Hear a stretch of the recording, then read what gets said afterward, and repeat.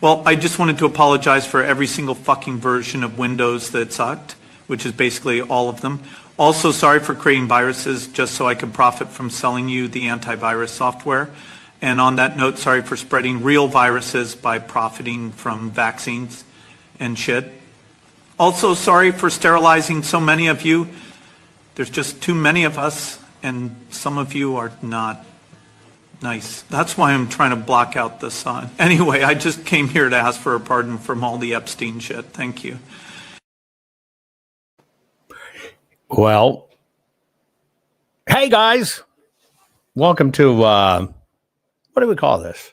Remember, we used to get together every evening. And then as things are going forward, it just got impossible to kind of keep up with it. And we haven't done this in a while, have we? Cheers. Here's mine. This is my bee's knees. Now, you normally see it in a cocktail glass, but damn it, these things are good. A bee's knees. Anyway, so we haven't done this in a while where we all just to get together, right? Share a drink, shoot the crap, right? And just talk about what's going on. And see, there are no rules. Hey, Tom from Detroit, how is it going? What are you drinking? What are you drinking? One, I like gin. Two, it was on one of these programs. In fact, it's probably been a year. Here, kitty, kitty, kitty, kitty, kitty, kitty, kitty. No, we're not live. It's been about a year having a beer while cooking. What kind of beer? I like Stella Artois. I call it Stella's Twat. You have no alcohol. Okay, that's cool. Anyway, it was on one of these that we did probably a year ago, or maybe even a little more. I was having a gin and soda. And one of you told me about a drink called the Bee's Knees. And it is Miller High Life. I like Miller High Life, right? I still like that. Butterbeer, never tried it. Never tried Butterbeer. I don't even think I've heard of it. Anyway, so I looked up this drink. Let me get the story for you real quick. Hold on, I'll read it to you.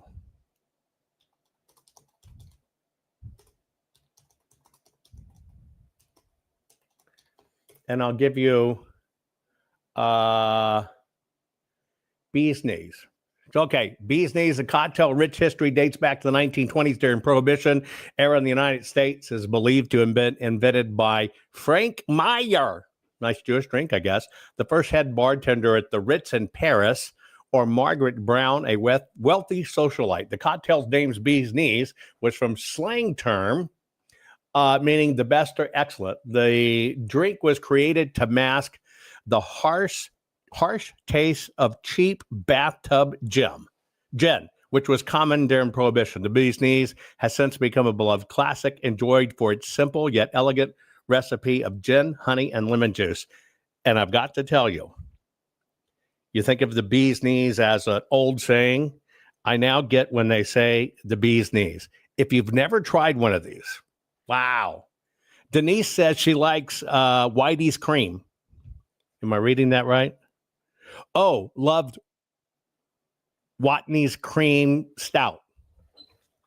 I can't drink stout beers. I don't know what it is. There's only one stout beer in the world that I can drink and like, but I must be geographically correct. And here's what I mean. Guinness, the true Guinness Stout. But you have to go directly to the factory in Ireland, because that Guinness is completely different than the Guinness you get in the United States, because they have to pack it with so much alcohol to survive the long trip and time. So you really want to do it right at the factory. And when you get it at the factory, it's not necessarily warm, but it's different. It kind of has all these minerals and other stuff in it that they actually consider it a meal. They used to give it to the workers at lunchtime. So if you ever get a chance to visit the Guinness factory, do it. By the way, I think there's a series out right now, right? On maybe Netflix or something. It's something Guinness. It's talking about the history of Guinness in a series, right? Dark beers are nice in wintertime. I can't drink a dark beer anytime. There's a couple of beers I don't like, and that's dark beers, and I don't like fruity beers. I don't know why it is, but I don't. And I think I found that out during my initial time when I got recruited long ago to Washington, D.C. All of the local people, right, went to, and let me see if it's still around, went to, and I'll read it up. Hang on.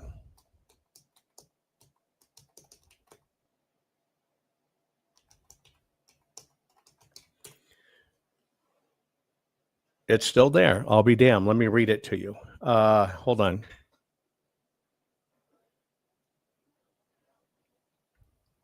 Yep, it's still there. Okay. I guess I got initiated with people,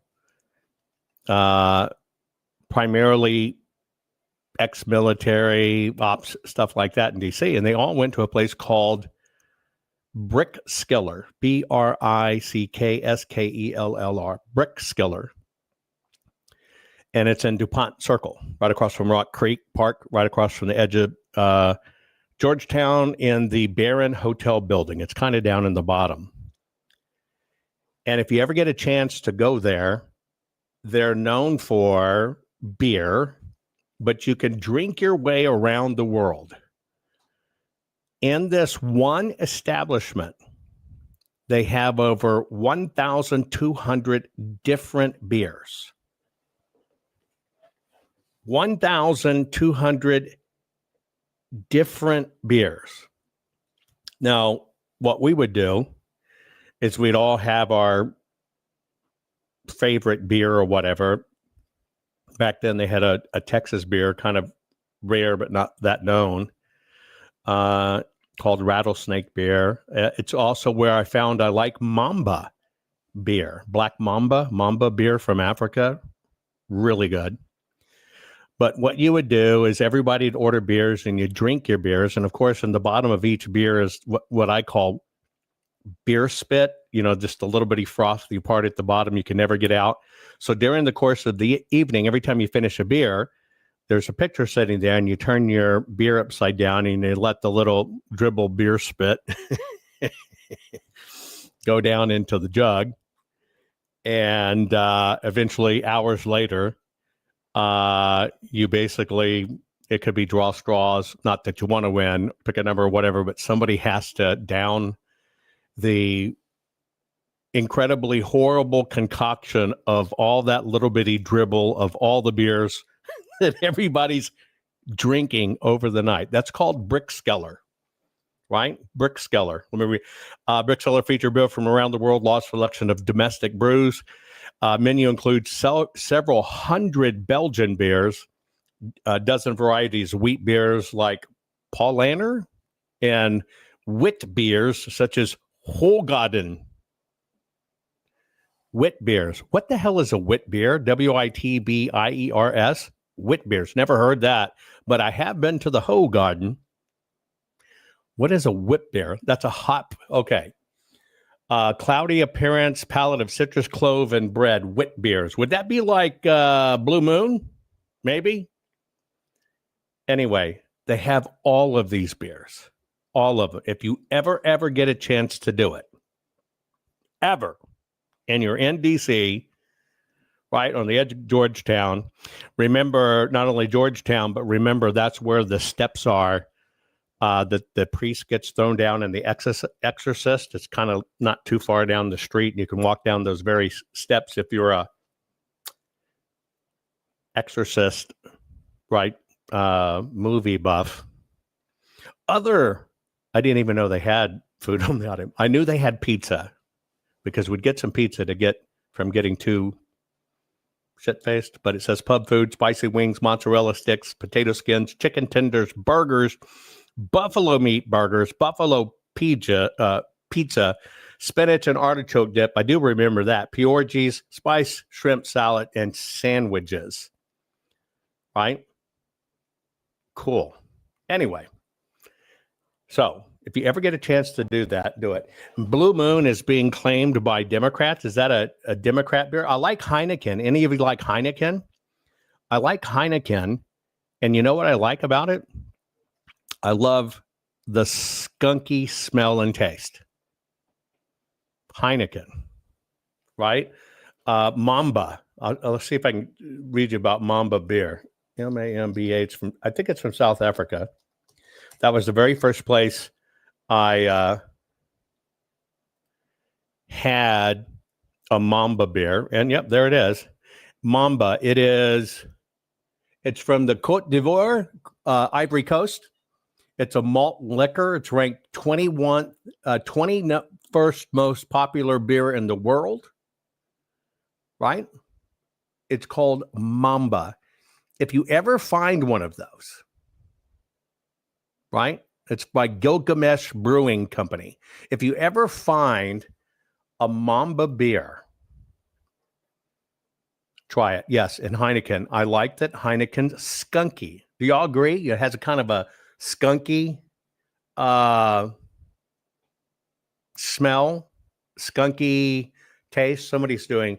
When I was in college, the bartender, if someone was bugging me, I'd squeeze out the drink mat into the glass and give it to the guy bugging me.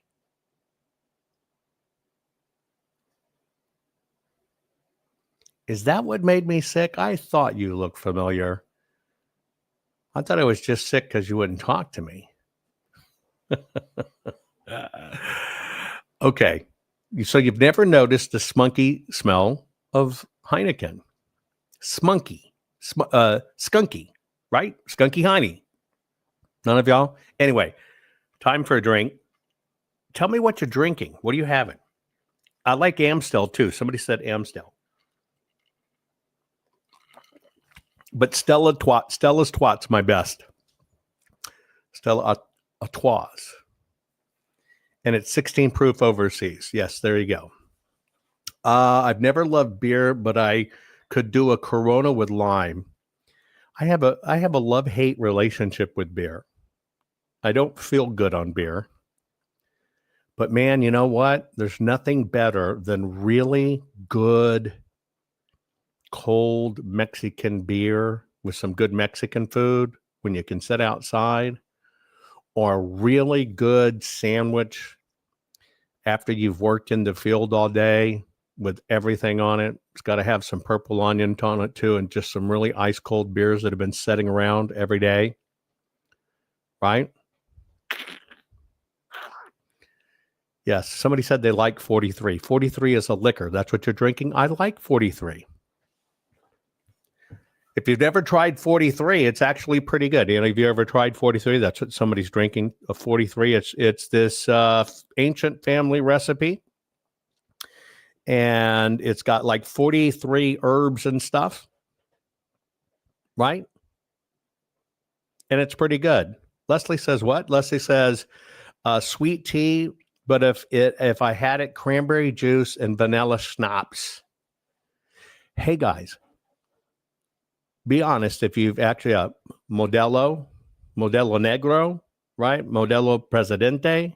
I love Mexican beers. Somebody's having Sauvignon Blanc. Have y'all seen this? Somebody just says Howler Head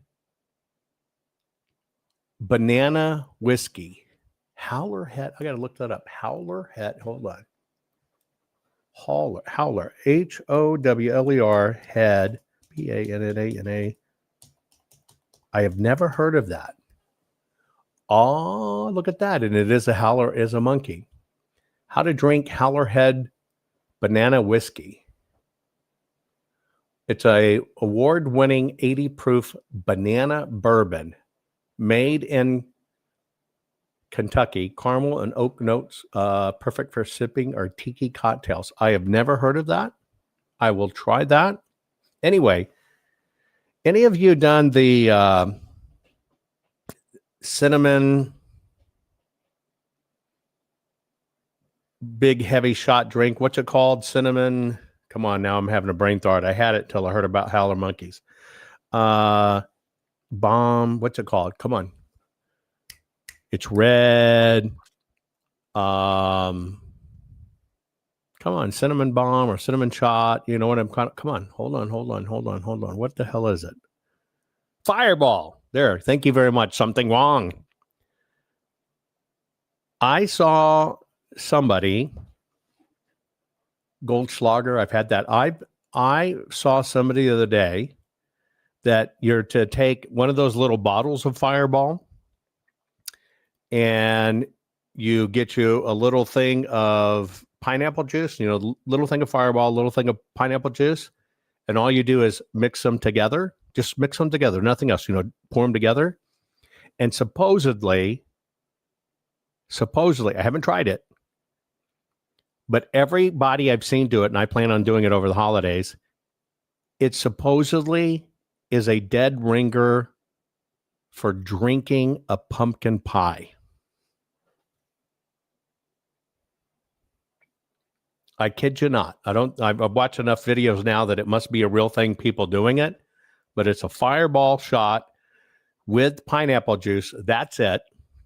And it's supposed to taste like a pumpkin pie. U.S. Truth Seeker says Jägermeister.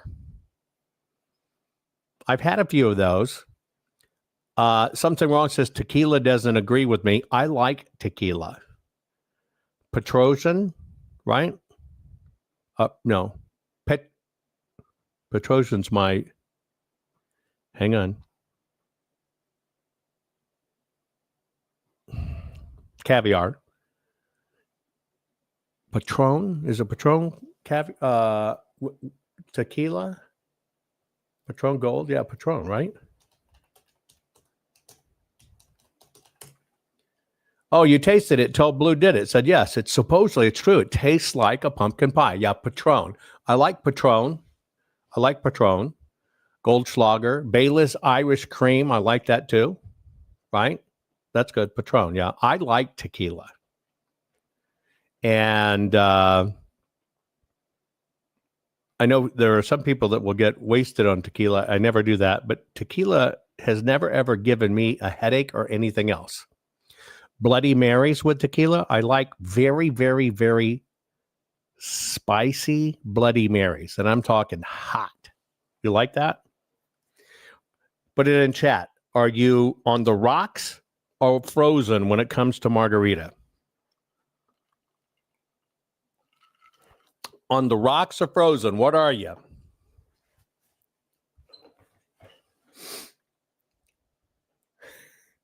Some people say, all we can do is talk about it. You're right. In the Alps, Jägermeister on the hill was good.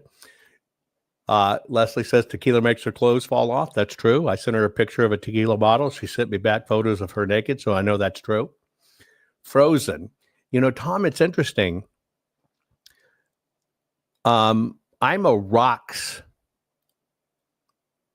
margarita guy, not a frozen margarita guy. I know a lot of people like frozen, but the reason I don't like frozen is because the frozen ones typically use mixes, and it's all kind of synthetic, synthetic flavorings and stuff, and they're just making it cheap.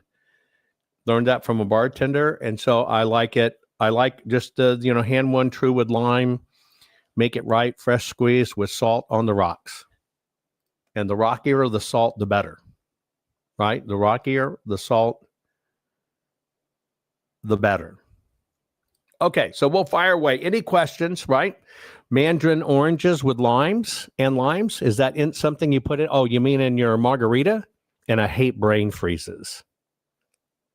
Right? I hate brain freezes. So, you get those things, forget it. Okay, let's just open the floor. Anything you want to talk about. Super Buff asks, sorry, Jovan, but we have to forbid you from drinking, but you need to keep all your brain cells till the deep state is down for court, and then we will party with you. One, thank you for that generous tip. I'll show you, everybody. Yeah, I wouldn't say I drink very much, and I'm certainly not a hard drinker or anything like that. But every now and then, just to sit and take a drink, I would rather have a drink around a campfire or outside, right? Or outside, just looking at the stars. Yeah. I'm not going to kill any brain cells, but I tell you what, I offset it with hydrogen cracked water, so that would be good. 52 says we should start do a drinking tour throughout the United States. You know what? I would really enjoy to be able to sit down and share a beer with everybody. The first person I ever shared a bee's knees with, right, was Mel K. I went and hung out with Mel K and Rob, her husband, and we had bee's knees. I even had to teach the bartender how to make it, but it was really good. We had really good food, and we just had some bee's knees. Yingling, I've tried Yingling, which is the American beer. It's very good, right? Soju. I don't know what soju is. What is soju? Soju. Oh, you're saying, so you're a Jew. I like it. Soju. It is a clear, colorless distilled alcohol beverage from Korea, traditionally made from rice, but later from other grains, and has a flavor similar to vodka. I've probably tried that. I love sushi. Technically, I'm a sashimi guy, right?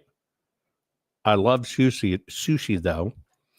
And I love when the bartender, when you're doing sake bombs, right? You get a nice cold Ichiban and they pour it in the glass, put the chopsticks over it, do a really hit a hot sake, right? And sake bomb until it falls into the drink and you drink it all in one hit. I like that. Soju, I've never tried that. I'll have to try that. Right? What's the one that tastes like anise?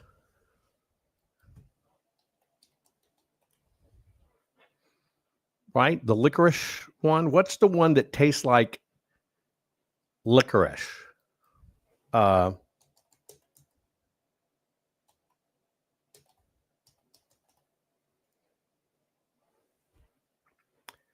Is it Ouzo? That's right, Ouzo. Not Amaretto, not Sambuca, but Ouzo. Ouzo. Yeah. I like Ouzo. Right?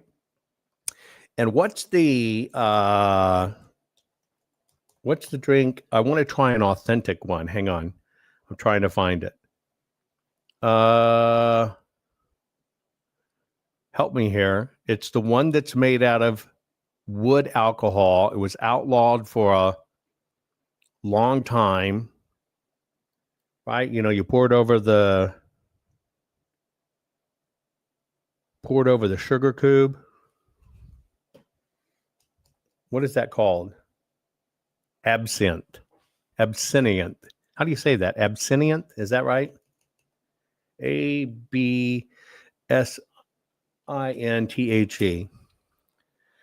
Absinthe, that's strong spirit created by distilling natural alcohol with botanicals such as anise, wormwood, and fennel, resulting in a licorice-like flavor, which has a rich history of being popular in various countries, including France and Switzerland, often associated with artists and the bohemian culture. Absinthe typically has a high alcohol content, often around 68% by volume, is historically misunderstood, leading to bans in some country. Today, it is legal in many places, and its production continues, particularly in Spain and Portugal, where it was never banned. Wormwood, yeah. Did I say what I call it? Wormwood.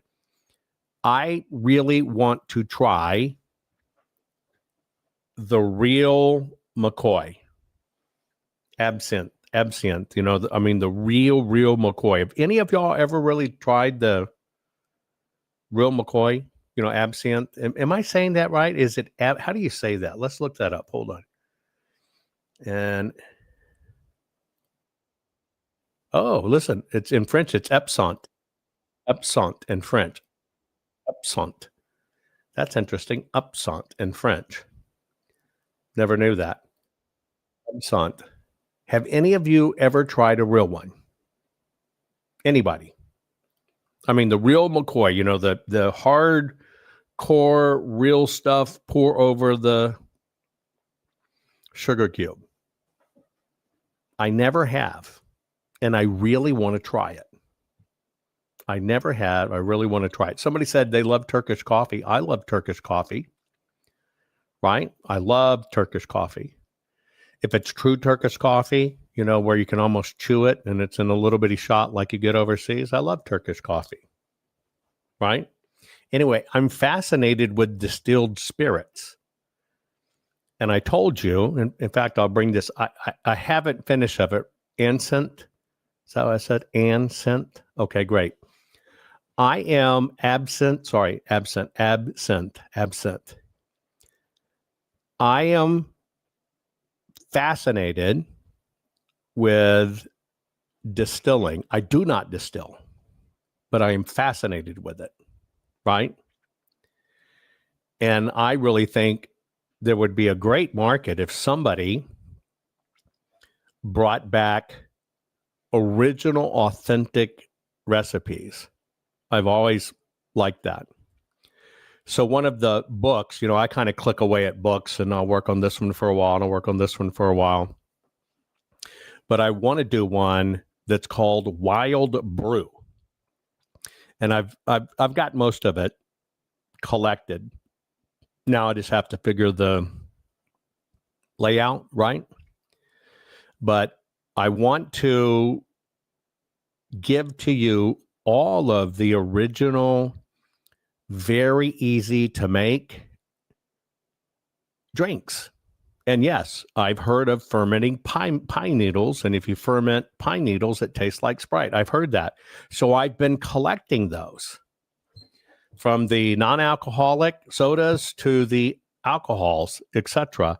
And I will eventually release a book called Wild Brew.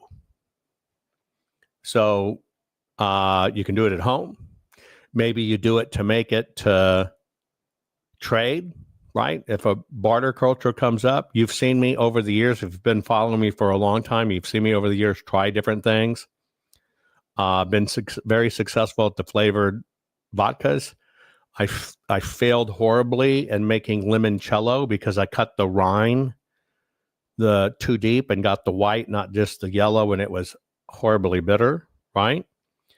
But I do think one of the things that you should have in your self-sufficient lifestyle and stuff should be those. How do you make it?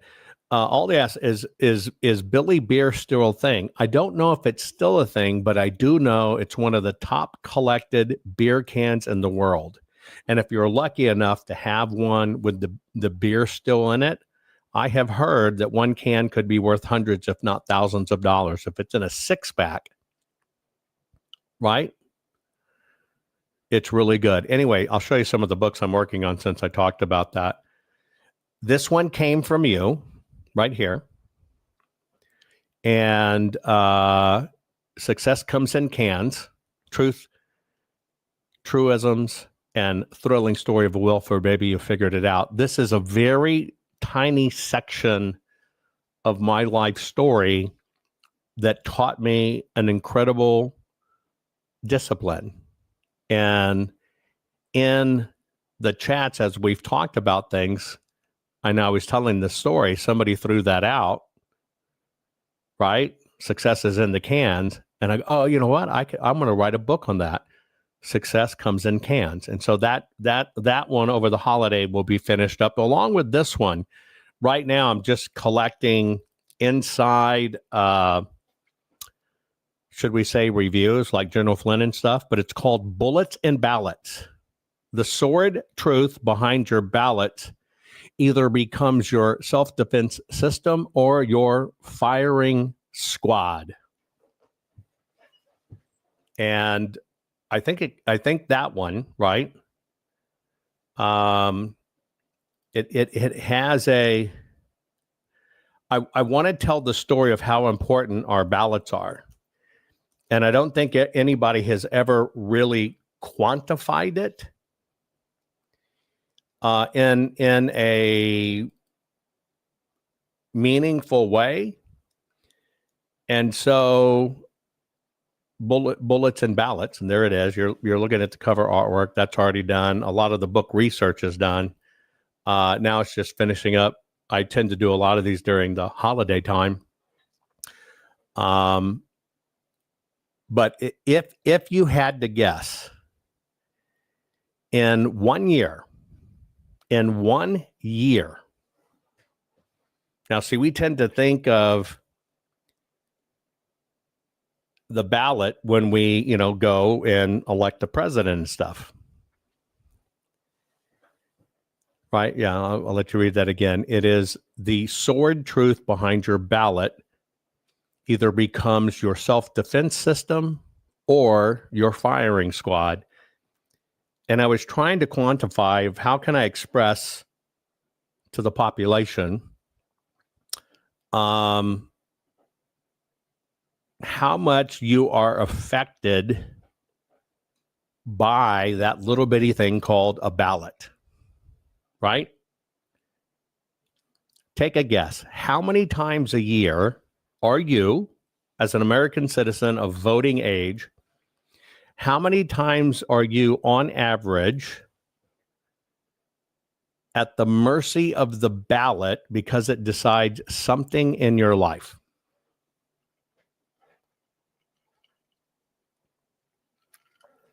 Kitty said she had margarita push-pops in a freezer. All right. How many times?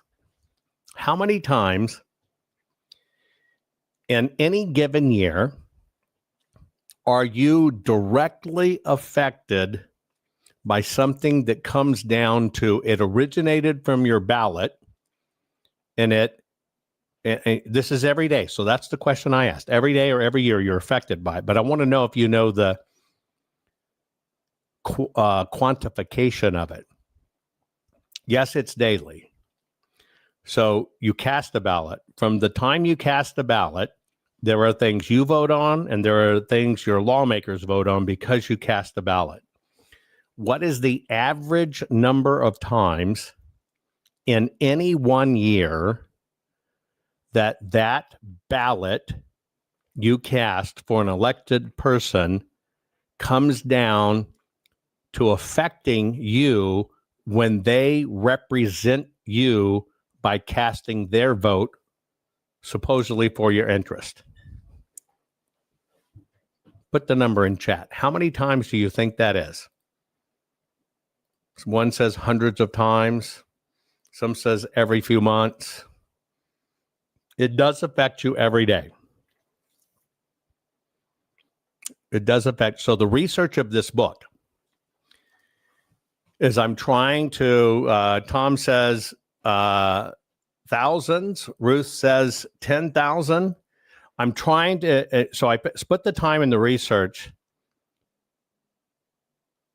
to get down to the micro scale. We have presidential elections, how a lot of y'all found me. But then you go from your president to your state, to your county, to your city, right? And so I'm not saying it does affect you. I just want to know if you know the sheer number of times that your ballot cast between you voting and between those you voted for or didn't. Maybe you didn't do it. Those you voted for in 1 year, how many, right, times has that vote occurred either by you or on your behalf?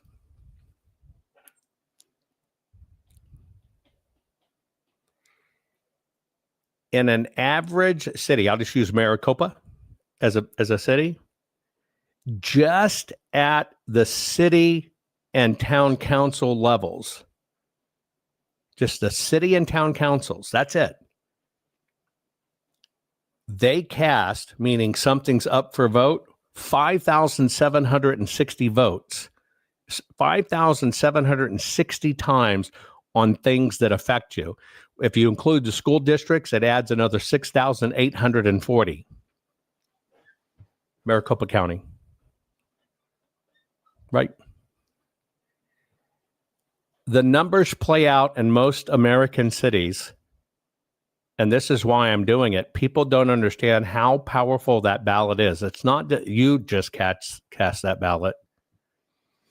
It's that you enable people to technically cast a ballot, meaning vote on your behalf.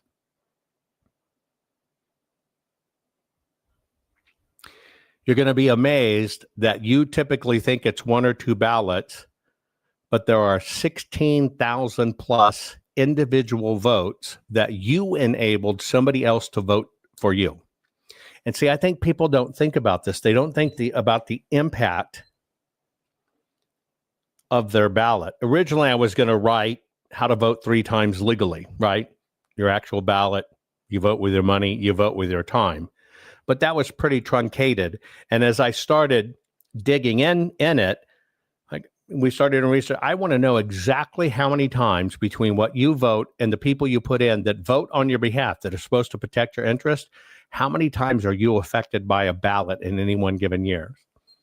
You are statistically affected over 16,000 individual voting processes in your life.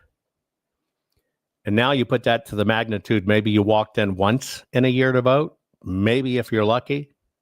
Maybe you voted in a midterm once, in an election once. Most people don't understand cause and effect.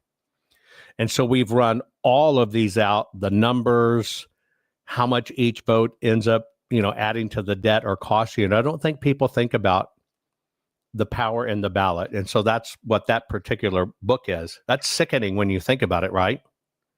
When you truly think about the power you give these people. And that's where the analogy is bullets and ballots. The whole time in the election system, people are shooting each other back and forth over party shit. That's irrelevant. Those bullets, which is basically the ballot, the bottom line is you either treat it like a self-defense system, that means you really get after it and get involved, or you can literally be hiring and placing in your own firing squad. And so I think that book will be pretty monumental. The numbers are staggering. The numbers are staggering when you think about that one very simple thing, the ballot and the direct impact on your life. Pretty wild, isn't it? So those are the two that will be coming out fairly quick. We're just wrapping up. We're down to the art stages, etc. Right? Shame of it is when you really think about it, could drive you to drinking.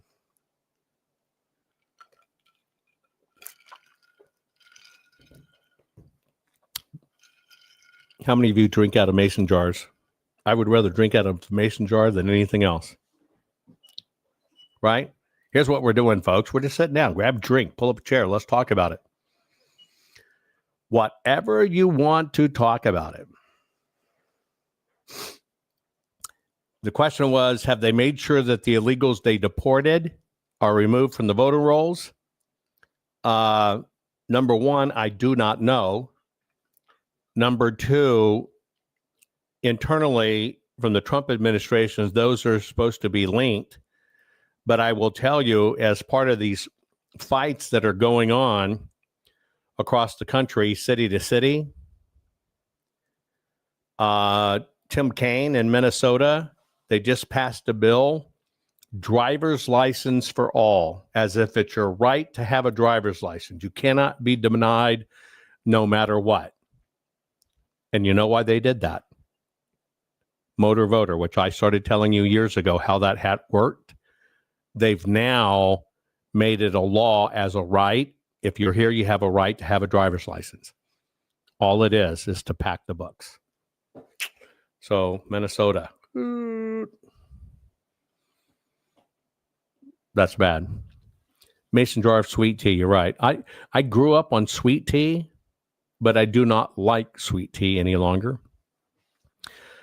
Maybe once every 4 years, but I really, really like just regular unsweetened tea, right? Yeah. Till Blue says there are many people looking at the info you gave us a few days back. We tend to be way ahead of everybody else, right? We'll see. When it comes to tea, I have been able to bring in 4 different types of tea plants to my family's farm. And so I am going to try on some of the family farms to grow different types of trees in one area, right? In one area to grow tea. Hey, Beth saying, they're putting stuff in your food line, mRNA. Get it now. Click here. I hate that shit. Bye-bye, Beth. I think if you have to lie to get people to look at your stuff and you just put random links in somebody's broadcast, how can you have faith in that project? Think about that. We had Beth Marie 43265 comes into the chat, drops it. Oh, you got to know about mRNA in your food. Here, go to this link. All they're trying to do is sell you a program. Have you ever thought about how that's the antithesis of having somebody's trust? You go around troll accounts and just put it there. That's it. Right? That's it.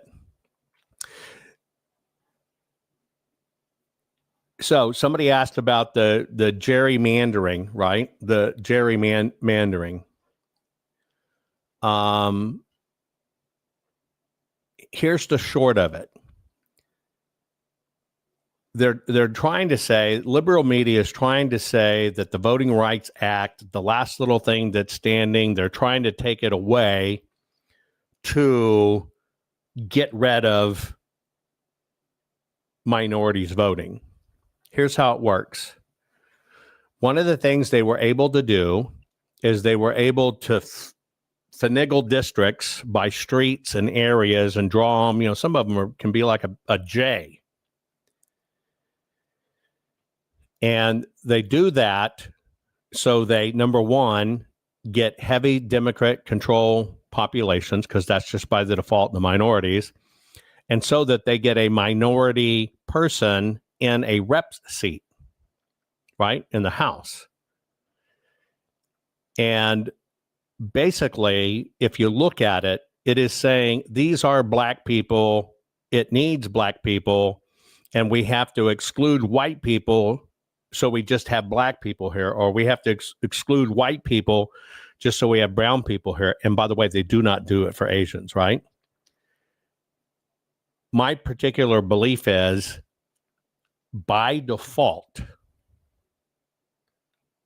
that in and of its face is creating race division, period. Right? Period. Because it is actually segmenting a race and giving it preference. Where you live is where you live is where you live. And it should be very, very simple. We have integrated housing and Fair Housing Act. It doesn't need to do anymore. But they carved this out in a way to control seats and keep them specifically Democrat control, which is controlling minorities. And if you were to look at the overall concentration, right, it just is crap. And you're right. I don't think the census or anything should ask about your sex or your ethnicity, period. There shouldn't be any bony points for anything. You're either a citizen or not. But even our own census cannot ask, are you a citizen? So yes, by segmenting it to have specifically black districts, aren't you, in fact, to the exclusion of others? And why does it only apply if you're, black or brown? It doesn't apply in any other way, right? Or any other way. And they do. I'll say it in a different way. I do think they treat the Black American population like they're handicapped and need caretakers, right? Don't you find that insulting? If the government could take care of people, we'd have proof. And the longest people supposedly taking care of our government are, in fact, our native tribes. And look at the disasters of their health on free government food, medication, and stuff. Think about that. That's living damn proof. You should never let the government take care of anything for you at all. But of course, nobody looks at it that way anymore. Any other questions? Let's see if there's any question. Maricopa County should be split up. I do agree with that. Let me put on my eyeballs. I'm right between that distance right here, where I can see and I can't see. Right? I don't know why it's doing that. I do like when Black Americans stand up for themselves and say, enough of this shit. But think about it. They might as well be white, fat, middle-aged dude with a MAGA hat when they say that, because they are abused. Any thoughts on the 3 elections going on right now? We have some really shitty candidates. Look at this guy, I think he's up in Virginia or over in Virginia, that said he wanted to kill people and other candidates, right? And he's still running. And the people running for even higher office, like the governor lady, I saw that debate with Winsome. She won't even denounce it. She just ignores it or just doesn't even reply. I think that's crap. I have no news on getting rid of mail-in voting yet, but I did a show on it telling you that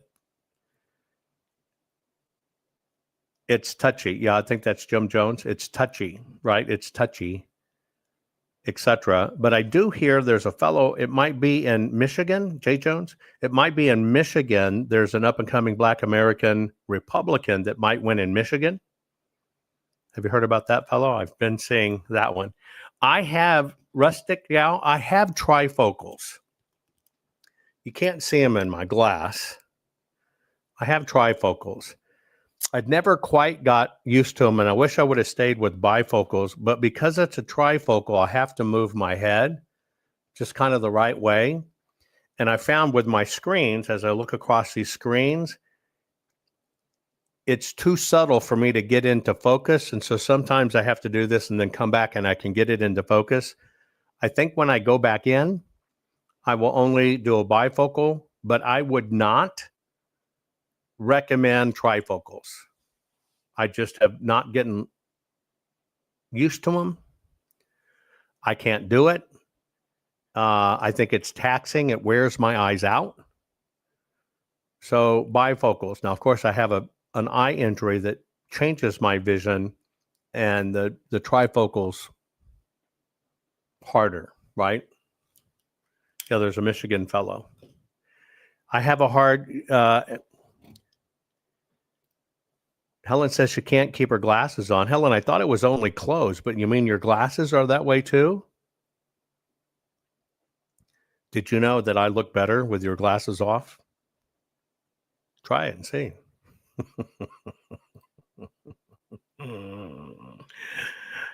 Anybody traveling for Thanksgiving? Anybody doing anything for Halloween? Considering contact for distance, just a computer reading, blah, blah, blah, take the glasses off for distance. I'm right in between. Right? Thank you. Are any of you doing anything for Halloween? I love Halloween. But it's not fun being an empty nester and not having little kids around. Halloween is for kids, right?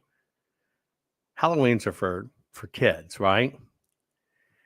And we would always have tons of kids come to the ranch, right? And we'd have movie night and food and all kinds of stuff. Of course, all the movies have to be scary movies. But we would gather all the kids and put them in the stock trailers, lock them in the stock trailers. And I had a bunch of my farm workers in masks and stuff. And the outline of the inner ranch, you drive a little road. It's 1 mile, 1 mile, 1 mile, 1 mile. So it's a perfect 4-mile loop around the inner part of the ranch, not the outer part, just the inner part of the ranch. And so we would put them in the stock trailers, and you do an interesting trick is you give the guys chainsaw, but you take off the blades, but it still has the little rolling pieces in it. It won't cut anything. But when they come up and they come running out of the woods to the stock trailer and they hit the stock trailer with it, it just throws sparks everywhere. Of course, the kids shit their pants and go to screaming or whatever. But Halloween's awesome, right? Halloween is awesome. And kids should have fun because that's all it's about, fun. It's about the costumes and the fun, right? And so we do fireworks and every kind of game and contest you can imagine, and then the haunted ride, and then you're watching scary movies. Of course, nobody goes to bed or whatever, right? I just think that's fun.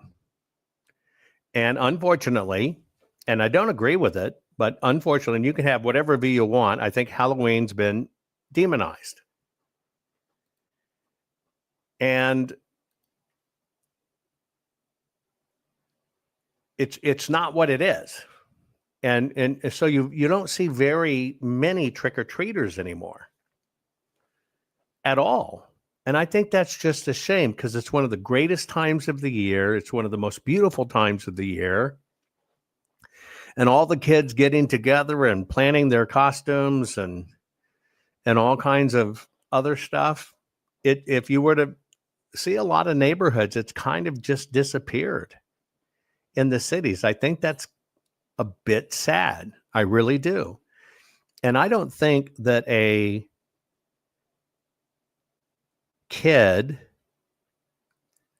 having fun and dressing up, I just don't. I don't think it's satanic. I don't think it's evil. I don't think it invites evil into the kid's life or anything. I don't. Yeah, it's hell.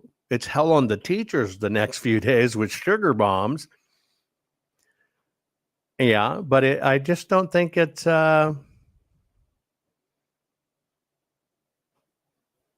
bad. Now, yes, churches and stuff having big events, if you really, really, really, really do it good and you cater to the kids and you really make it fun and you're not worried that a ghoul or a ghost or a goblin is something satanic, I think you can do phenomenal things and they can be safe. But it should be a time where kids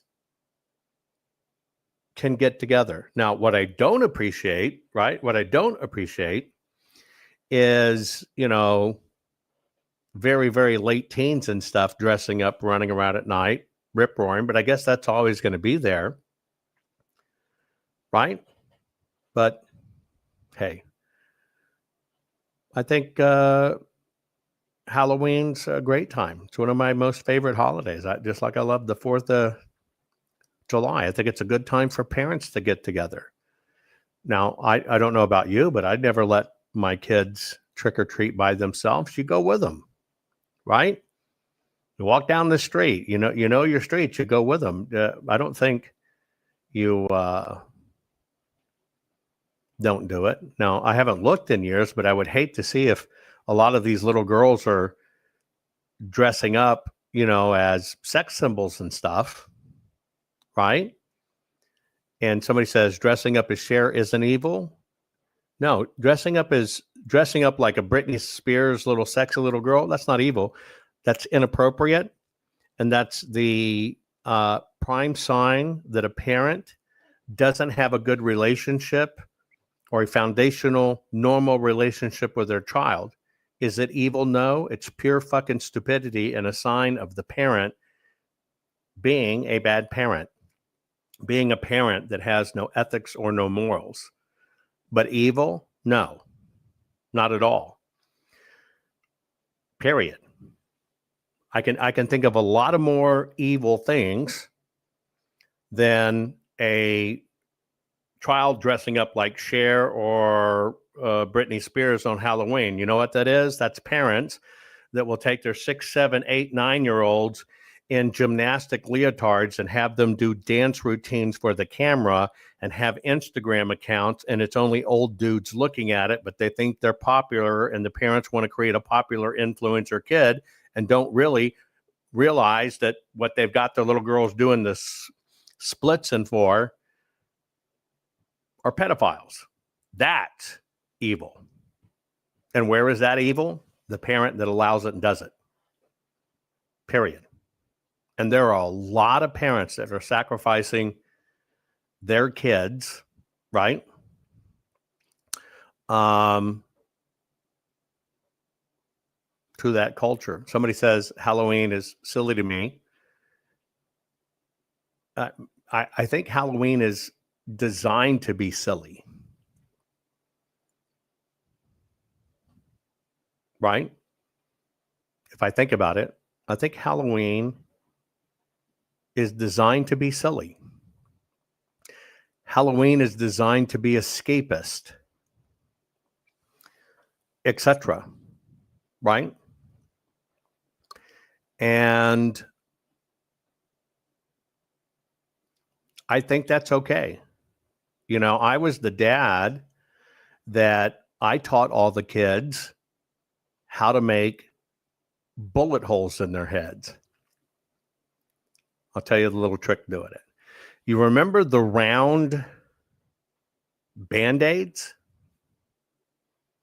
The round Band-Aids. You know they're round? Okay.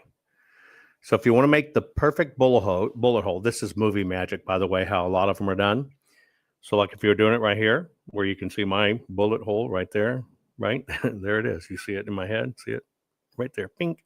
Anyway, you take the round Band-Aid and you put it on the skin, and then you take regular cosmetic and you'll blend the Band-Aid in to the skin tone. You'll color it the color of the skin so it blends in real good. Then what you'll do is you'll take a pair of tweezers and you'll tweeze out the little center where the cotton is and the round. You'll tweeze it out. So now you have that Band-Aid there, and it creates a little crater where the cotton was. It's already there. You lean the child back. You fill it with the fake blood. You let it set there for a minute, and then you have them slowly dip their head. And what it will do is it will ooze perfectly out of only that hole and run down their face, and it looks like they've taken a bullet to the head. Yeah, that's a bullet right there. Can you see? I guess you can see it when I push on it. You can't really tell by my skin color, but there it is. I don't know. Can you see that? Right? When I push on it, you can see the depth of it right there. See it? Anyway. But you can do really good bullet runes. Right? And yes, it's fun. It's laughing. It's happiness. It's silly costumes. You should be baking with your kids, and you should be making creative haunted houses, and you should be getting really creative on dressing up and hanging out and having the kids do costuming and escape. You should, right?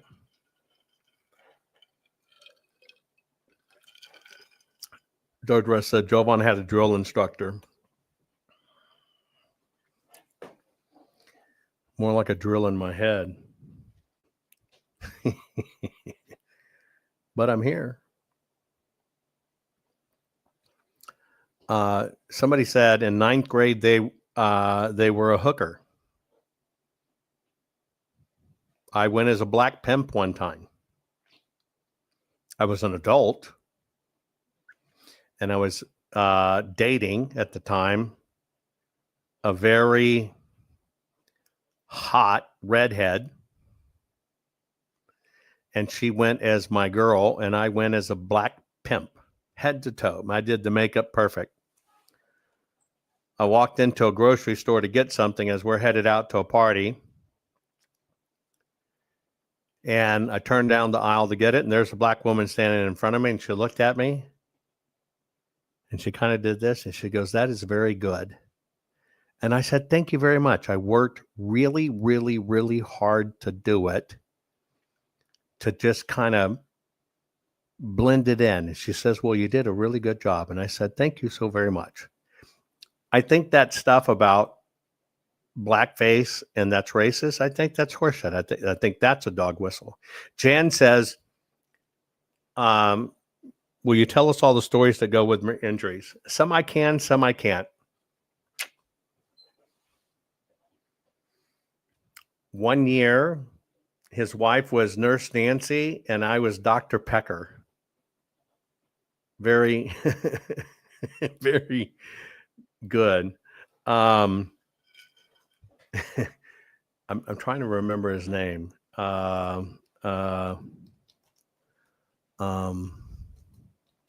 Michael Dupy. I had to remember his name. The founders of Michaels. You know, the Michaels, like Hobby Lobby and all that. Remember Michaels? And I went to a party one time that he was at. And he was a mummy.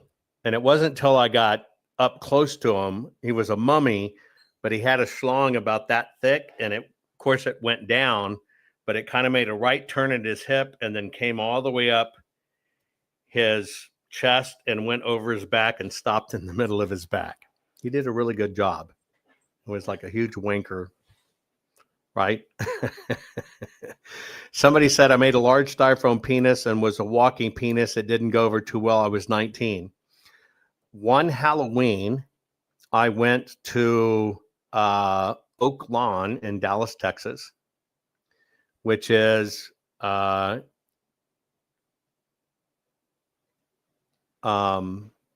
gay part of town, because they have fantastic parades on Halloween. And I can remember one Halloween where a large penis met the Big Lips. It wasn't the album of Aerosmith. It was Mick Jagger, right? The Stones. Remember those big red lips? Well, somebody dressed up as the Big Red Lips, and somebody was a big wanker, and it was very funny when they met each other in the middle of the street. It was actually very hilarious. I like adult Halloween parties. I think Halloween parties are great for adults. Right? Why not? It was absolutely fantastic. So, being candid here, I went to a Halloween party years and years and years ago. And it was a sex club, right? You know, like everybody's throwing down and here it is and whatever. And I had all kinds of functional vampire prosthetics, right? To hide my face and identity, because I could no more go to a place like that and be me in my real face where I'd be recognized. And I went with a girl who kind of went as a naughty nurse, and I didn't do a thing, right? She did. And had a hell of a buffet of time, but it was really funny just to be in total disguise. That's number one. saw people there I knew. I had no idea, right? So I'm really glad I was incognito, right? Some people from the local television station and stuff. But it was very interesting to just kind of be totally incognito, not recognized, and just kind of not worry about it and take it in.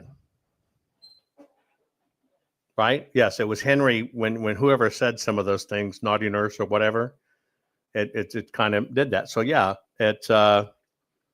was Justice Roberts there? I can't tell you that.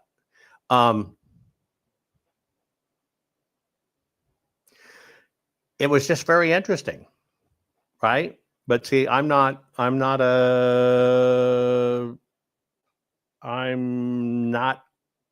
hung up that way, right? And who wouldn't want to watch people, especially if they're good looking? Now, it's kind of the luck of draw if at a place like that, if the odds of everybody being good looking are not that great, but it is still, right?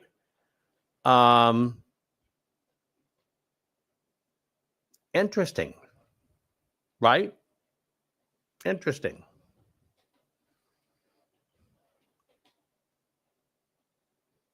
Right? Again, if you're a consenting adult, why not? Secondly, I'm not going to ever play like I'm something I'm not. I don't really care what you think, and I'm totally okay in my skin, and my commitment is to be totally transparent. And so I will. But I think so many people kind of have a hang up on that. Wouldn't recommend that as a lifestyle. It can consume you, right? It can totally consume you. Remember, I spent years in Los Angeles, and none of it's real. Something Wrong says, "Gag me with a spoon." I may have seen that a time or two. No. I don't think there's anything wrong with it. I really don't. I don't think there's anything wrong with it. Now, I have to admit, I can't do a nude beach, right? Because I would be too prone to getting a woody. Just telling the truth, right? I would just be too prone to. I'd give myself away. What are you going to do? Roll over in the sand and hide it? Women are far better off, right, at the nude thing. Somebody asked, am I still working on modular type homes? I haven't heard it mentioned in a long time. Yes, I am. A lot of work still going into that, right? It's one of the many things I work on. I got a lot of work in the energy field, got a lot of work in the building field. I've got some new things coming down the pipe, probably in the medical field I'm working in. Yeah, duct tape it.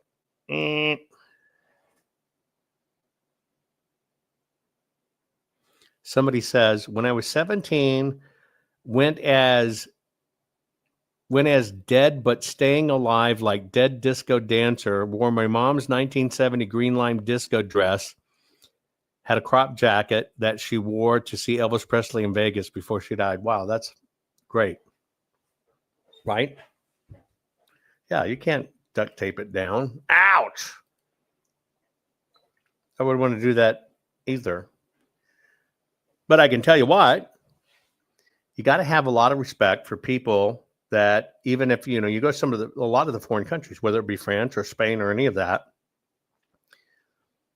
nudity is not a big deal. I wish we weren't so hung up on it. I told you about the very first time I was very young. I was in Switzerland. I just skied San Moritz, go in the hotel, go down to the spa to sweat, and here's all these naked, beautiful girls in there, right? And and I'm in my fucking swim trunks, and I was too chicken shit to pull them off. So I just turned around and walked out. It was embarrassing. I wish I had the confidence to kind of let it hang out and don't care. Do any of y'all have, answer true, do any of you have the confidence just to let it all hang out, be nude, and don't give a shit of anybody sees you? Any of y'all truly don't have an issue with that? Just curious. Well, my Speedo was not really letting it all hang out, right? Some of you said, haven't been to a nude beach that's been attractive. Yes, that's the difference between an American nude beach and a European nude beach. European nude beach, a lot of pretty people, but nope, that naked biking shit, right? That takes a lot of confidence, right? A lot of confidence to just kind of let it all hang out. So here's the question. What made it bad? What made it wrong?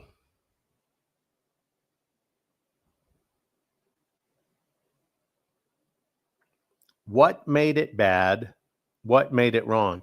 So Jan, have you heard in the neighborhoods that supposedly when you put out a blue rock, because I know where you are, a blue rock or a white painted rock or a half blue rock or a half white rock, have you heard of that little trick of everybody identifying each other? Right?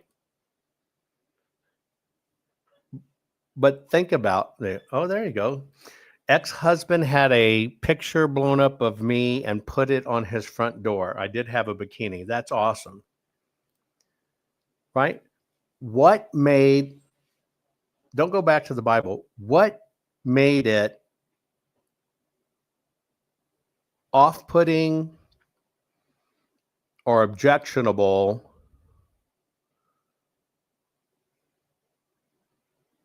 to see somebody naked? And I'm not talking in the creepy pedophilic sense. I'm just, what made that happen? What made that happen? Right? Rustic Gal says, was on a nude beach in Wisconsin River years ago. That sounds cold.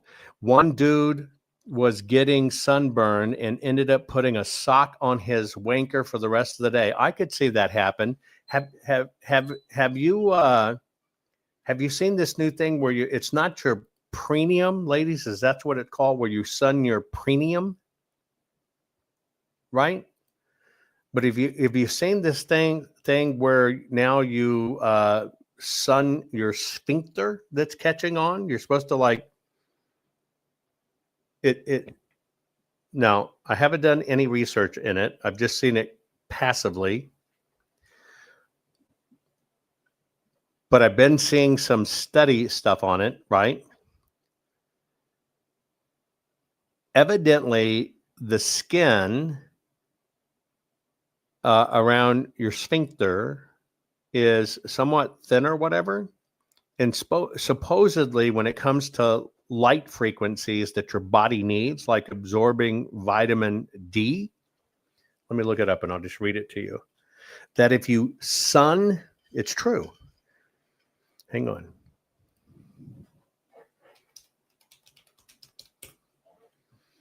Let me just read you too what the topic it is.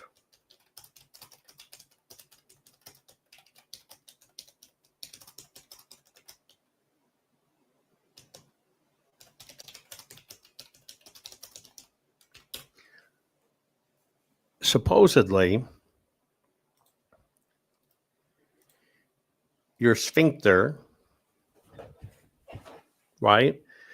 They have a thing called, here's the trend. It's called perineum, perineum sunning, and or butthole sunning.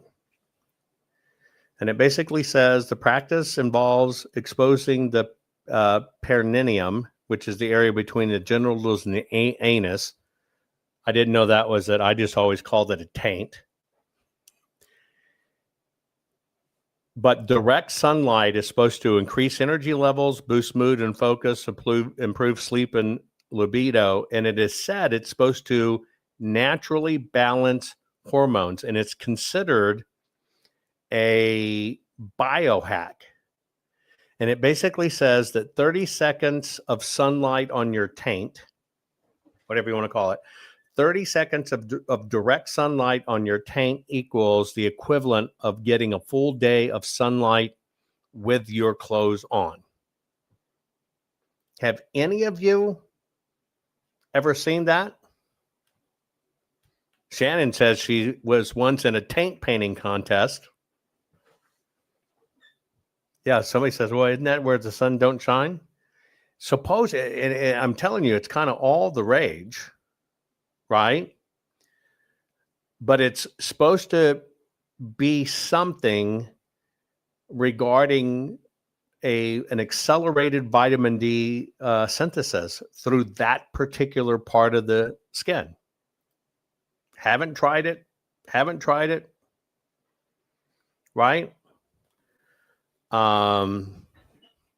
Maybe people are giving classes on it. Okay, class, grab your ankles, but it's supposed to be a big thing, right?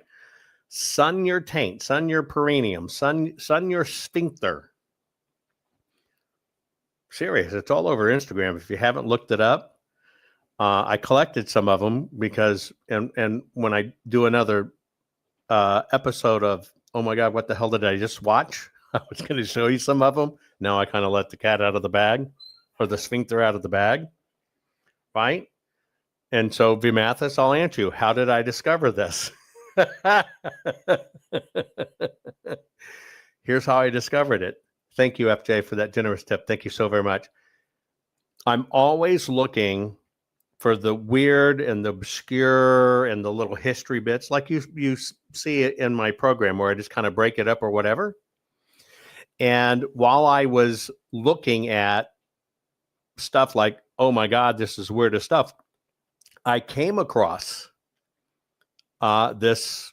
I knew of perineum sunning, but I always thought it was only women sunning their taint. And I knew it was supposed to be like all the rage. And no, I didn't do any personal research, but I would have volunteered. But now it's moved to butthole sunning. You're right, Teal. You're right. That's a piece of hot ass right there if you stay out too long, right? But that's it. So I found one of these videos. How I found out about it is I found one of these videos and I kind of store these things. So when I do episodes of like, what the fuck did I just watch? So I can drop some of this weird stuff on you. And since we're talking about it, let me show you one. Hang on. Okay, ready?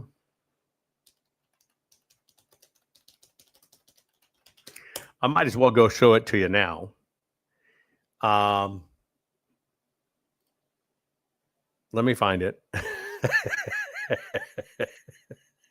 Now, this isn't a picture you want to see, but I will find a video that we can watch it together. Hang on.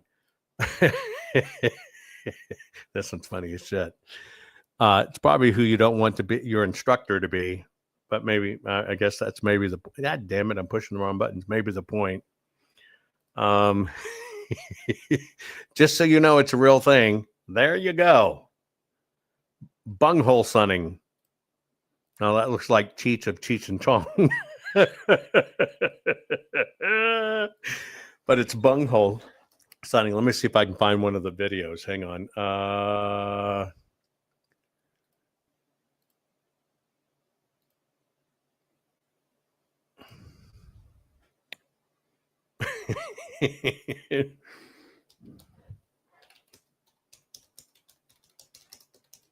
I'll see if I can just find an explainer video, because I know they're all over there, but that's how I found it. Hang on.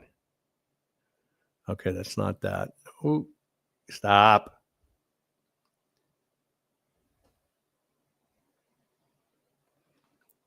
Oh, come on. Maybe I have to look up it by the official term.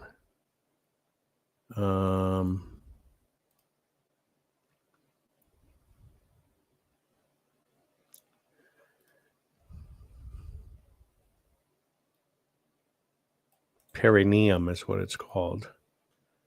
So I didn't find it. Just, I didn't find it. In case you're looking, I didn't find it on butthole sunning. Let's see if I can find it this way.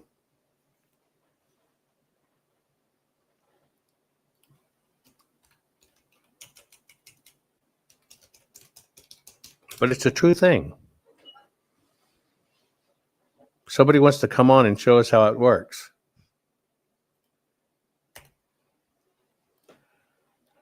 Hang on. Okay, here you go. Let me see. Okay, this is like the big teacher guru. Okay? And that teaches this. Got to be some California dude. And there's videos of him and his girlfriend doing it. Let me make sure I can get you sound at the same time. So I'm gonna get that on my screen. Hang on. But he's the big bunghole sunner. Let me turn on the sound for you. Life on seconds of sun on the butthole is like 8 hours of sun outside with your clothes on. And so let's face it, the sun is the source of all energy, is the source of all life on seconds of sun. So it's bunghole sunning. And some of these don't look appropriate and they're on Instagram, but sometimes they do tricky photos. Let me stop sharing my screen. Let me see what. Oh my gosh. Okay. No. Ugh. Hang on. Not that. What's this? Hang on. देखो प्यार No, not that. Anyway, I've saved a lot more video, so I guess I'm looking at. Oh, here you go. Is that the same guy? I don't know. But it is. You can look it up. It's a thing. There it is. Bunghole sunning. Blinded by the light. Get up real close. You might look at it right. Anyway, good disinfectant. Maybe that's it. I don't know. I think he would burn quick. Wouldn't that? Don't you think he would burn quick? But it's supposedly this big health rage. Bunghole sunning. And it's supposed to be like the bee's knees. Who knows? But if any of you do try it and find out it does give you energy, let me know. But it's supposed to be a big deal.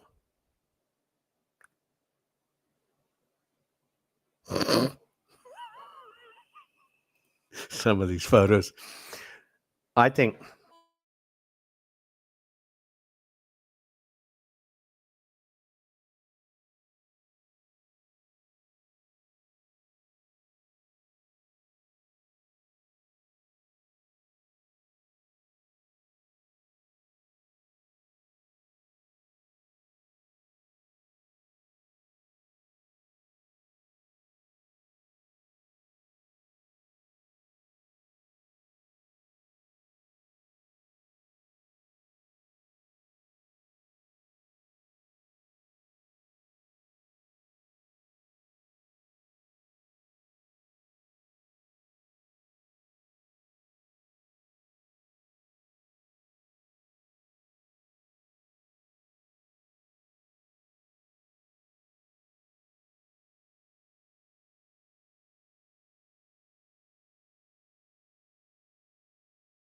there you go. Lost sound. Okay, got it now. Y'all hear it? All my systems kind of went. Okay, I must have muted myself. I don't know. I was looking that up. My fucking keyboard got sticky. The fucking key things got stuck together. What do you expect? Anyway, better now? Okay, I think I got the sound back. Anyway, anybody ever been to a nudist beach? Yes or no? Any of you? if you've done it. Have you been to a nudist beach? If you've just put yes. No shame, right? One said once, accidentally once. One laughed at me. One said no. No. Okay. Yes, in Germany. No. Another question. Ladies only. Have any of you ever been to a strip bar?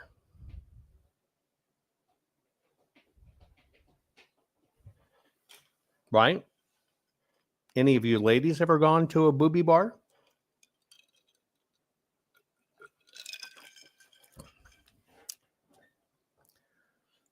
One yes, two no's, one yes, two no's. Oh, female strip bar, gay strip bar. You mean gay as in guys? Gay strip bar? Right? Again, prime example.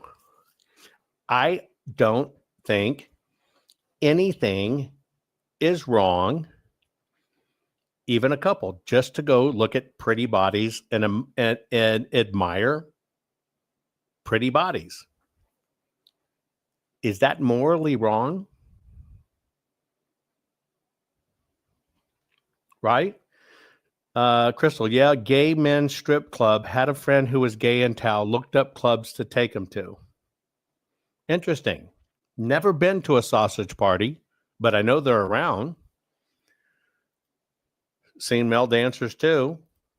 You're not supposed to tell what I was wearing. Jeez. Helen, I don't know what I'm going to do with you. You and I share these secrets. And I ask you all the time to not share our secrets. You try to pass it off like only your glasses fall off. And then you go around publishing videos of me on the internet. Look into my eye. Singular. Look into my eye.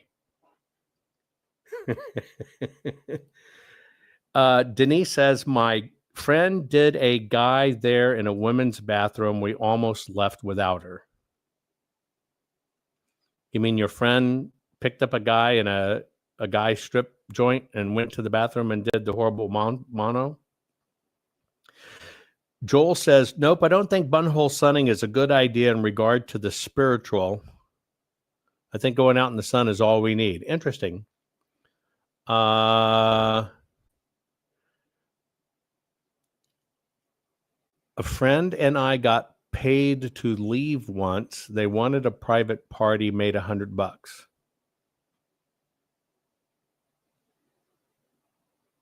That's interesting. Look into my eye. Look into my eye. How many of you are getting to the point? Of course, those that don't know, this is me. This is Men's Health Magazine, probably 88 or something like that. I don't know. Somebody put that little hypnotizing thing over my schlong. But are all of y'all, as you get older, thinking, where the fuck did my body go? Do y'all have the same thoughts? Where the hell did my body go? Yeah, Michelle, that's me. That's not somebody I'm related to. You are looking at me. That's me. Right there. And I look at it and I think, man, I really wasted it when I had it. But do we all do that? Do we all do that? Look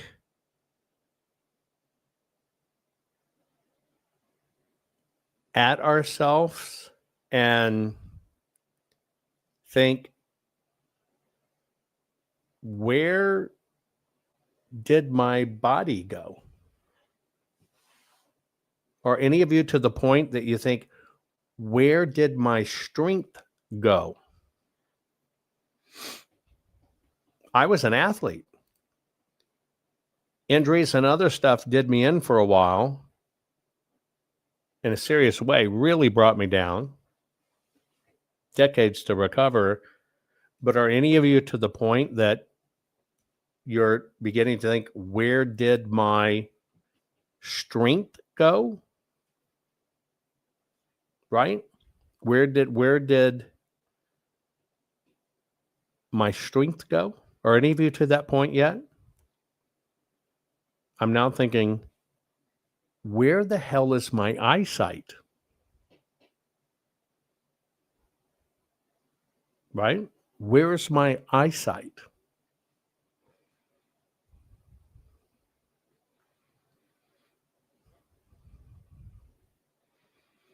You know, just and it's the fine tuning stuff, right? It's kind of a bitch getting older, right? Decades ago, it was nothing for me to hit a running target at a quarter of a mile or a half a mile, right? It was nothing. Now, I'd be hard pressed. I could still do it in a few rounds, but I'm certainly not putting, 6 rounds, let's say, in a bucket and having 5 holes in the back of the bucket, but still only 1 hole elongated a little bit in the front because I could put it through the same hole. I'm 60. In 1 month and 3 days, I will be 61.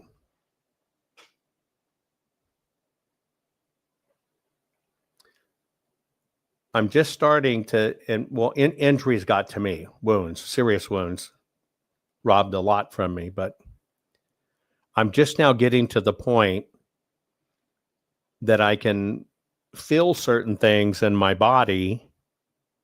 And then I remember the wound that it was associated way back when, and I hadn't felt it in 50 years or whatever, or 40 years or 30 years. And then boom, it just pops up. Are some of y'all finding that out? Are some of you finding that all of a sudden you didn't do anything, you didn't break anything, you didn't, bang anything, and then all of a sudden is, no, mine's December. All of a sudden, something comes up and it's extremely painful. And when you try to think, what did I do? You remember it was something decades ago, 12-19, not 11, 12-19. Are any of you having that same experience, that it just kind of comes out of nowhere? I mean, it's just like wake up one morning and all of a sudden you didn't hit anything, you didn't overwork anything, right? You didn't fall off a tractor or fall off a horse or any things like that. But all of a sudden, this intense pain comes up. And when you really think about it, it's just, oh, I remember when I did that. Is that common to all of us? My birthday's not in November. My birthday's in December. Is that common to all of us? Right? And I think, my body's been bruised and broken. Here's one of the easiest ways to show you. Can you see those 2 fingers differences in size side by side? One's narrow, one's thicker. This one's narrow and pointed. This one's rounded. This is the result of trauma and having your fingernails ripped off. But you can see can you tell how much thicker it makes the finger? Right? And then in all my pinkies, I curl all over the place. Right? Again, no nails. but right? Do y'all kind of have those? Now I work on it. I work on it with hydrogen cracked water to get as much water as I can in my body. And I use a roller. So I use a hard foam roller, right? That's about yay big, that I start from the back of my neck, and then I slowly roll my body over it because it pushes out all your lymph glands, but it forces your back to bend the opposite direction. I can unlock myself with that, right? I can unlock myself with that. But I gotta do it. I get on a big roller. I don't know if any of you do that, but it's just a big foam, hard foam roller. It just means it's round. It's a tube. It's about 2.5 feet wide. You can get them in all sizes, but it's a hard foam. The one I use is about like that. And you start on your head. It's like kind of resting it on a pillow, and you kind of rock a little bit. And then you keep on pushing back, and you get it at the top of your neck, and you roll. And as you roll and rock, you're actually pushing out your lymph glands at the same time. And then you just keep on moving more and more and more down your back, going all the way down even to your lower hips. So it's really, it'll readjust you, it'll reset your bones, but it'll stretch you out in reverse. It's really phenomenal at unlocking your body, right? The very first time you do it, it will probably scare the shit out of you because it's just like, oh my God. It's not quite a pain as much as it is a strain. But as you do it, then you realize, and I'll see if I can find a picture for you. You realize how much your body gets ground and driven forward and bent over, right? Hang on.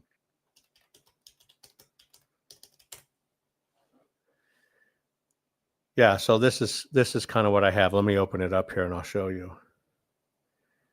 And this is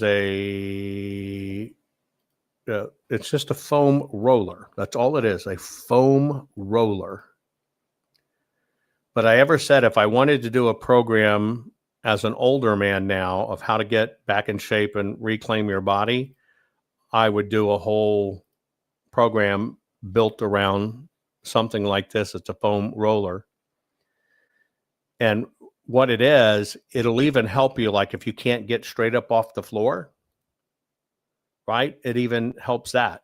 These things are minimal impact, but it really can help pull that gravity out of your body. And you don't realize your midsection muscles, your back leg muscles, etc., will start bending you down, right? Here it is. And it wreaks havoc on your body. Sounds weird, I know. But if you ever wanted to do something that will unlock your body and drain your lymph glands at the same time, here it is. And they're cheap. They're about $15. Share screen. These items are miracle workers. You can almost get them anywhere. And you should probably, start with a smaller one. That one has a hole in it. The one I have is solid, but you'll probably start with a smaller one that has a hole and you graduate to a big one. But what it does is all those bends and stuff, it puts it back in and drains your lymph glands. That hump that you get up at the top of your back, on the top of your spine, pushes all out.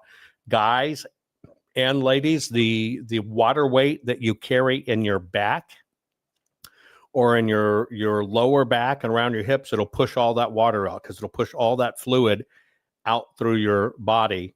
And yes, you just breathe and relax while you're doing it. You got to really breathe, right? And you don't get right up from it once you're gone all the way down to the end, which is a little lower than your sacrum, right across your butt cheeks. It's amazing even how tight you can get there and don't know it.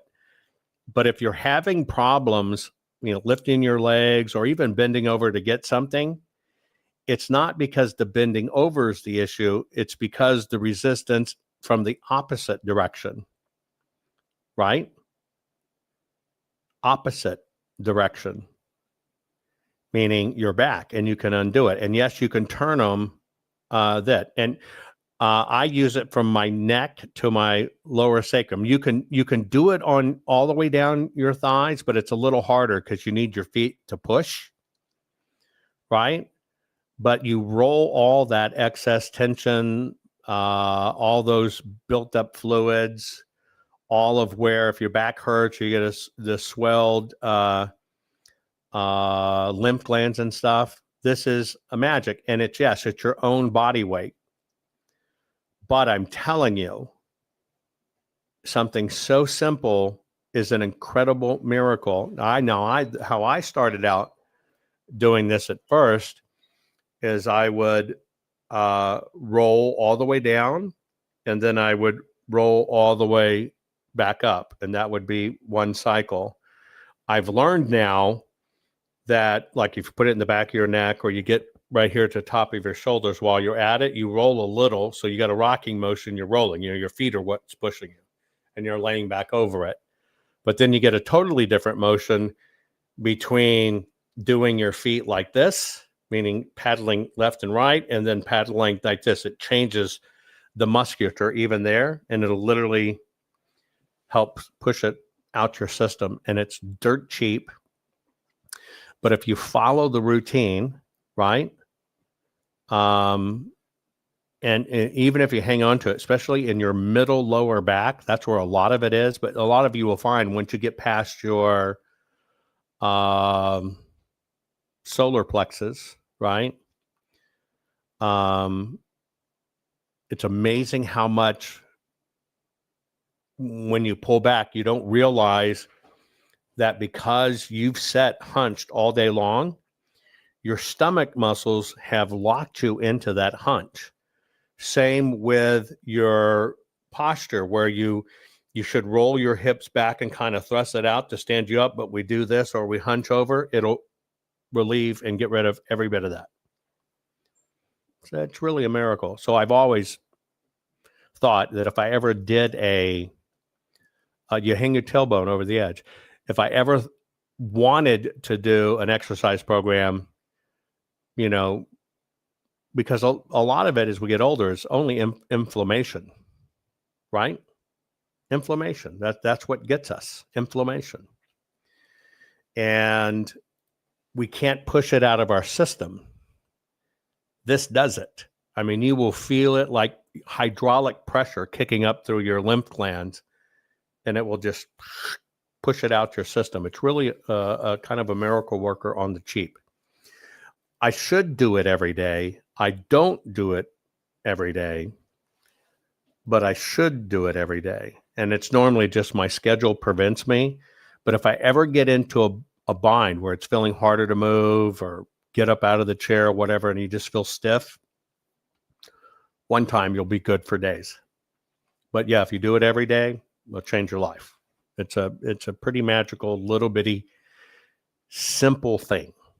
Just so painfully simple. It's nuts, right? And it's just a roller. It's just a roller. I got a thumbs down on that. Did I get a thumbs down because I said I would go to a nudie bar? Or did I get a thumbs down because it's me? Or did I get a thumbs down because I talked about rolling back? But thanks for the thumbs down. What could I have possibly said or done in this program of us just talking that would have been worth a thumbs down?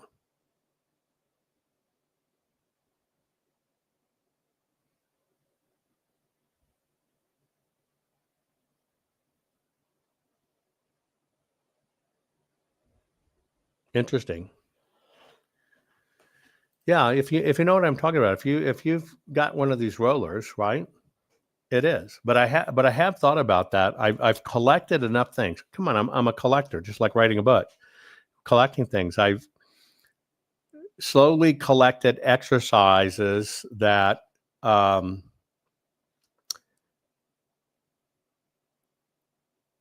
in your age will undo certain things, bring down your blood pressure, bring down your stress. Like I'll show you one. Put your hand up like this. Okay. Put your two fingers forward like this. Grab these two, right? And squeeze them together and then flex these just like this. But hold these two together. Come up, come down, come up, come down, come up, come down, come up, come down. You're probably going to feel pain. Do it now. Do it on this hand. Push them together. You're going to do it 8 times, right? Like this. And do that. See it? If you're probably doing that for the first time right now, you may find it's very painful right here, but it actually increases your circulation and lowers your blood pressure and stress. That one simple exercise. You didn't have to go anywhere and you could do it at your desk. So I've been collecting these over time, right? That maybe one day I'll put them into a program or something. But there's so many simple things we can do like that that have been lost to the healing arts, right? It's even like, I'll show you this one. Take this one here. Got your hands here. Put your fingers down like this. Okay, you got the 2 in the center. Okay. Now raise your ring fingers and exercise them. Watch that fire come out of your hands. And yes, clogged lymphatic system cause many diseases. You're just doing that one. You're taking your middle finger and your ring finger, putting it in your palm, right? And then just do this one. Right? Those things will affect your blood pressure and your blood pumping. It will actually make your heart pump more efficient. I know it sounds really weird, but it does. Isn't that wild? But we've lost these things because medicine stopped being about healing, right? And became something else. You feel that, Helen? Helen said she did it. That right here, which is where one of your main arteries, runs through your arms, it forces that artery to open up. But they got lost. There's no need for them to have been lost to time. It just got lost. I'm collecting it all. Blue in the face. I'm collecting it all for a book. I will eventually do the book on it. But it's simple things there. No, Joe, we are not really live right now. But thank you for calling in. That had just been lost to time. And here's why they've been lost to time. They're free. They're free. Remember that through your arteries and everything running through your body, when your body gets congested and inflamed, you're also pressing down on your circulation system. You're constricting it. So anything you can do to loosen that up too opens it up. So here's the one thing you do. And yes, holistic stuff's been very fair. So take your fingers like this and kind of put them spread out. Okay. Put your 2 down on your palm the best you can. You're going to have a hook 'em horns or Hawaii, right? Here it is. Basically, take your other hand, grab your 2 fingers and squeeze them together. So now you got them squeezed together. Okay. And you do it 8 times. 1, 2, 3, 4, 5, 6, 7, 8. Now, if you did that with me the first time, you probably found this second time incredibly easy. But you first time when you felt it was like, oh my God, but where'd you feel it? You felt it where your main blood arteries run through your forearm, right? Now, the fact that you're just doing it right here, just a second time, 1, 2, 3, 4, 5, 6, 7, 8. The difference between doing it the first time and this time, you can feel how much you've now let off those arteries. As you do it, you do it about 4 times. The next place you'll feel it is in the top of your shoulder, right here. But it's fascinating. It's self-proving. If you did that with me, chances are the very first time that hurt, even though you weren't really applying any pressure, it was just a movement. The pressure, the capture of your body was only right here. Getting it to the second time, now that you've stretched that way, you opened this entire part up. Which, folks, if you're going to kill yourself, right, and you've slit it, you're going to bleed out. That's how much it is. Yes, it should make your ring finger hurt, but all of these go back to ancient sciences and stuff to open up. That pain is stored there and has to vacate it out. It is. Do you feel the difference? How long just in the few times we did it? It's amazing how fast it works. But there's entire, and think about it. I got all kinds of medical patents. There's entire lost things out there that work, that got hidden, that change everything, only because it's free. It's free. Right? Leo said it. Leo's mom, you were an engraver. Engravers can kind of do the same thing. That same hand motion, then combine it with this, right? Just doing this. Combine it with raising only your ring finger separately. And then combine it where you can take this one, and all you're going to do is slowly work that one backwards just like that to free your hands up. Right? And then just the natural one, stretching it that way. One of the big openers in your body that opens up your cardiovascular is this one. Take your hand and put it like this. Check this out, right? Grab the top of your fingers with your palm and literally just slowly push backwards. And what you're doing is opening it up, right? All you're doing is opening that up. The first time's always going to hurt, just like you said, KJ. The first time's always going to hurt. Unless you like it that way, and then we could just make it a regular thing. You know what I mean? Maybe, who knows? Henry, you're right. You got to move. You've got to move. Yes, you can relieve a lot of pressures in your earlobes, different things to do. You can, an easy one that people don't know to do to relieve some of the sinus pressure and stuff. Take your finger. It's going to sound weird. Take your finger and you're going to put it in your ear hole where it kind of makes a seal, right? Right? It kind of makes a seal. You're kind of plugged in, and you can either stretch it backwards like that. You kind of you're turning using its ear against yourself. You can stretch it back like that. See how my ear is turning?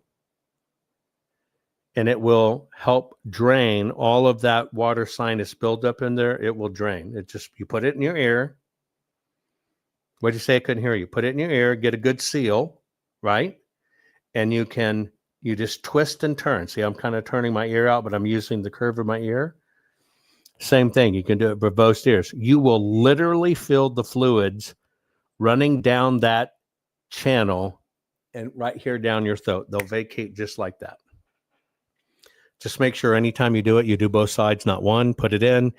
You're going to screw it and get a seal. You're going to spin and just kind of pull your ear open. That's all you're going to do, is kind of pull against your own ear. Right? And it opens it up. You will feel it draining. It's really weird, but it will drain. Right? Yeah. And if you have long fingernails, you're SOL. Kitty says she has long fingernails. Do you have anything around you that might be soft? You want it to be firm, but also soft and skin with a little hole in the top that you could get and stick in your ear, and maybe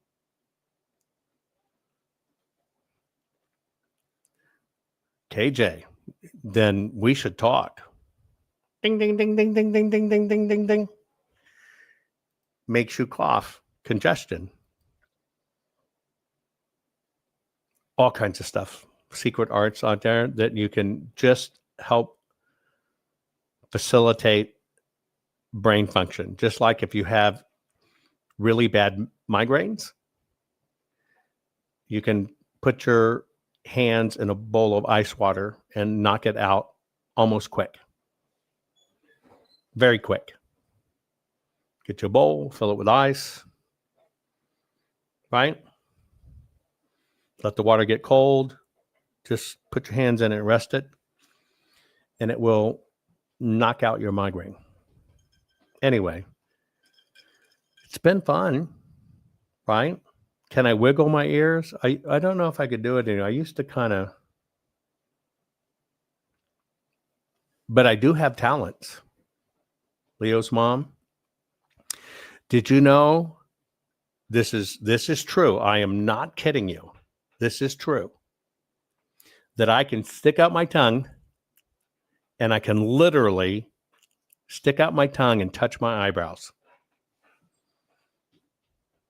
I kid you not. Any of you have long tongues? I can. Joe loves being grabbed by the ears. I'm serious. I can literally, Kitty, you should practice this technique. I can literally stick out my tongue, right? Seriously, I can stick out my tongue and wipe my eyebrows. I kid you not. Prove it. You don't believe me? Watch.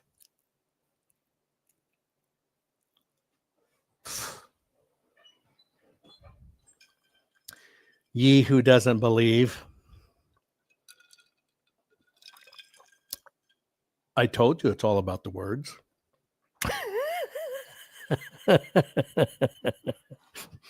You could take that bet and win that bet all day long. Stick my tongue out and rub my eyebrows. You can do it, and you can win. I wasn't a tease. Put it this way. Have you ever had your belly button licked?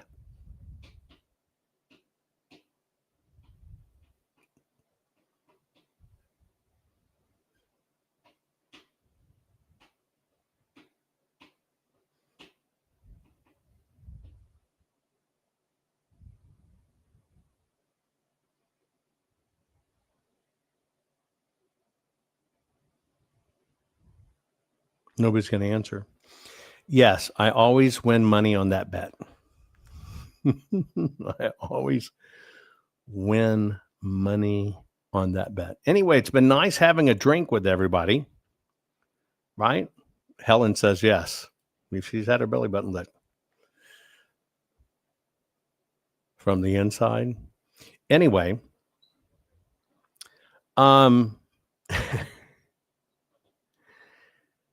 thanks for joining me. It was just kind of a hangout. We haven't done it for a while.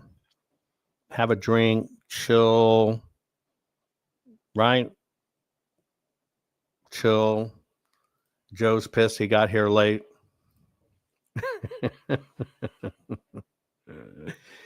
But you know what? Sometimes we just kind of have to hang out. And I really wish we could all do this in person. Wouldn't it just be fantastic with some really good food and really good drinks? It'd be great. And Tara, you're right. Castor oil in your belly button works wonders. It does. Castor oil, look it up. Castor oil in your belly button. Tara's right. Works wonders. Anyway, thanks for hanging out with me. That's all this is for. It's just hanging out, talking to each other, see what's going on, sharing stories, sharing a drink. And yes, you're right. I think we would all have fun just hanging out. And I do. I really, I do really wish it would be just the greatest gift if all of us were able to just get together one time in person We got to have the whole day and some good sun and good weather and cook good food and share good food and hang out and have a great big bonfire afterwards and have a few drinks and forget all this political crap and watch the stars, maybe camp outside. Yeah, crap fest. I think it would be fun. I do think it would be very fun. Anyway, all of you have a great evening. Enjoy your drink. Play it safe. Y'all take care. Love y'all. Bye-bye. This crazy world is telling you your sons can be daughters and your daughters can be your sons. When will the madness stop? Never. So you have to decide, will you comply or defy? They tell us all, you will own nothing, eat bugs, and be happy. Is this why America's largest food processing plants and food supply plants keep burning down? Do you really think this is a coincidence? Of course not. The system is telling us right to our faces what they have planned for us. You have a choice. Comply or simply defy their plan for us all. Defy the system's plan and execute your own plan. Abundant, safe, secure natural food supply. Introducing the Food Forest Bible. This bestseller by Jovan Hutton Pulitzer is the single most complete, executable, easy-to-follow plan for sustainable, self-managing food production for self-sufficiency and food security. For the first time ever, a coffee table, heirloom quality full color book which unlocks the ancient secrets of creating a food forest. Imagine planting in a way which requires no digging, no pesticides, and creates massive ancient food abundance. No fooling. Food forests are the ancient secret to planning and planting once. And have your own Garden of Eden, which will feed your families for decade after decade. Buck the system. Buck the New World Order and order your very own copy of Jovan Hutton Pulitzer's Food Forest Bible. Learn how to create a sustainable, self-managing, natural food production for self-sufficiency and food security for your family. Side yard, small yard, backyard, backlot, or even lots of acres, the Food Forest Bible works for everyone. Order on Amazon, hardcover, softcover, or ebook. Don't comply. Expertly defy the system.